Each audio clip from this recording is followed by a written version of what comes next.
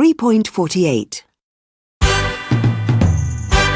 We've been talking to Robert, the sleepwalking cook, and his wife Eleanor, and we're now joined by Professor Morris from Rochester, New York, who is an expert in sleepwalking. Hello. Welcome. Hello.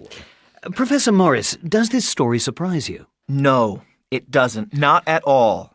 I have treated people who have driven cars, ridden horses, and I had one man who even tried to fly a helicopter while he was asleep. Oh, no. Do people usually have their eyes open when they sleepwalk? Yes, sleepwalkers do usually have their eyes open. That's why sometimes it's difficult to know if someone is sleepwalking or not. Mm-hmm. How common is sleepwalking? More common than you might think. Research shows that about 18% of the population have a tendency to sleepwalk. But it's much more common in children than in teenagers or adults. And curiously, it's more common among boys than girls. Adults who sleepwalk are normally people who used to sleepwalk when they were children. They might do it after a stressful event. For example, after a traffic accident. People always say that you should never wake a sleepwalker up when they're walking. Is that true? No, it isn't.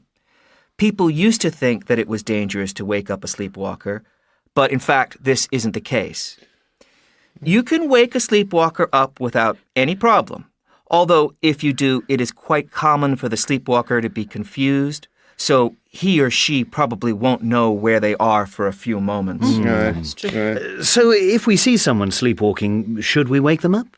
Yes. You should remember that another of the myths about sleepwalkers is that they can't injure themselves while they are sleepwalking. But this isn't true. If a sleepwalker is walking around the house, they might trip or fall over a chair or even fall downstairs.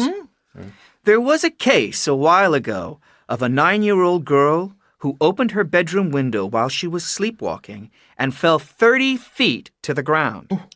Luckily, she wasn't seriously injured. So you see, Eleanor, you're quite right to worry that Robert might burn himself when he's cooking. You need to wake him up and get him back to bed. Okay. How long does sleepwalking usually last? It can be very brief. For example, a few minutes. The most typical cases are people getting up and getting dressed or people going to the bathroom. But it can occasionally last much longer, maybe half an hour or even more, as in Robert's case. And what happens when sleepwalkers wake up? Do they remember the things they did while they were sleepwalking? No. As Robert says, a sleepwalker usually doesn't remember anything afterwards. So, is a sleepwalker responsible for his or her actions? That's a very good question, actually. A few years ago, a man from Canada got up in the middle of the night and drove 20 miles from his home to the house where his parents-in-law lived.